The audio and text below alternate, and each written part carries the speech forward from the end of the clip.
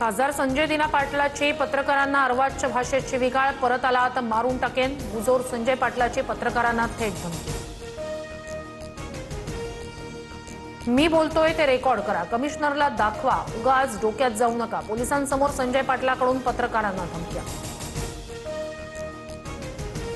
टीव्हीजे, मुंबई मराठी पत्रकार संघ, press club आणि विधिमंडळ वार्ताहर संघाकडून संजय पाटलाचा निषेध, मुख्यमंत्री आणि उपमुख्यमंत्र्यांकडे दाद मागणार, पत्रकार संघटना आक्रमक। संजय दिना पाटलाच्या वक्तव्यावरून मुख्यमंत्री फडणवीसांकडून तीव्र नाराजी व्यक्त, मुख्यमंत्री फडणवीस आणि उपमुख्यमंत्री शिंदेंमध्ये चर्चा, संजय पाटलासह मगरूळ नेत्यांना समज द्या, फडणवीसांची नाराजी। संजय दिना पाटलाचं वक्तव्य रागातून पत्रकारांची भावना दुखावण्याचा हेतू नव्हता, संजय दिना पाटलांना दिलगिरी व्यक्त करण्यास सांगितलंय, उपमुख्यमंत्री शिंदेंचं वक्तव्य। महाराष्ट्राला पत्रकारितेची मोठी परंपरा, पत्रकारांना लोकप्रतिनिधी खुलेआम धमकी देत असेल तर कारवाई करावी, संजय दिना पाटीलच्या गैरवर्तणुकीवर संजय राऊतांचं भाष्य।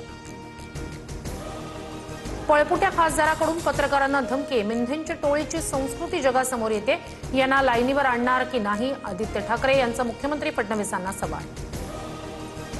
महायुतीत सर्वांना सत्तेचा माज, संजय दिना पाटलाच्या आरेरावीवर नाना पटोले, सुषमा अंधारेंचा संताप, तर पत्रकार हा आरसा, मी माफी मागतो, संजय पाटलाच्या गैरवर्तनावर बच्चू कडूंची माफी। अवकातीत रहा, शहांच्या कवच कुंडलांवर आम्हाला डिवचू नका, राऊत संतापले, संजय दिना पाटील न मारलेले 5 लोक कोण, चौकशीसाठी राऊतांचं मुंबई पोलीस आयुक्तांना पत्र, बॉम्ब न उडवण्याची धमकी दिल्याचाही आरोप। मी कुणालाही मारलं नाही, विनाकारण माझ्या तोंडी चुकीचं वक्तव्य टाकू नका, चौकशीसाठी तयार, चूक असल्यास पोलीस कारवाई करतील, राऊतांच्या आरोपांवर संजय दिना पाटीलचं उत्तर। पोकळ धमक्यांना कुणी घाबरू नये, कोणाचंही घर आम्ही बॉम्ब न उडवून देणार नाही, पोलीस योग्य कारवाई करतील, मुख्यमंत्री फडणवीसांचा कडक इशारा।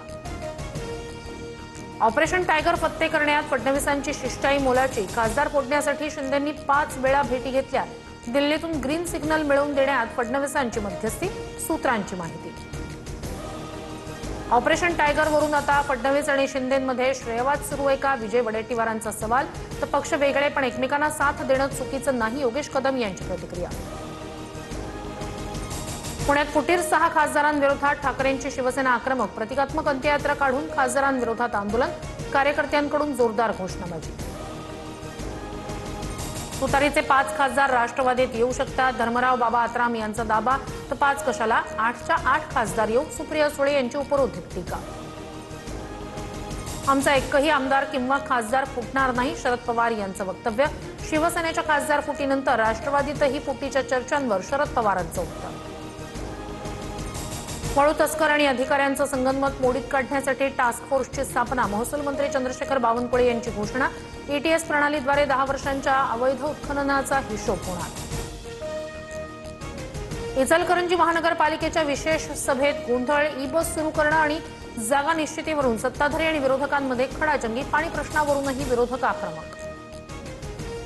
लोहगड हत्या प्रकरण, आरोपी सिया आणि चेतनचा कॅफेतील सीसीटीव्ही समोर, कॅफेत केतनला संपवण्याचा कट रचण्यात आला होता, पुणे पोलिसांकडून कॅफेत चौकशी।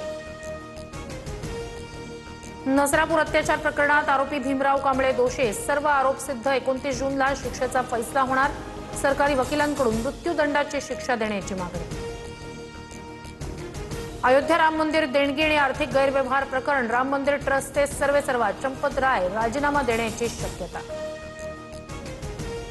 व्हेनेझुएलामध्ये 124 वर्षातील सर्वात मोठा भूकंप, 7.1 आणि 7.5 तीव्रतेच्या भूकंपांमुळे राजधानी कराकस हादरली, अनेक इमारती कोसळल्या, 10,000हून अधिक नागरिकांचा मृत्यू झाल्याची माहिती।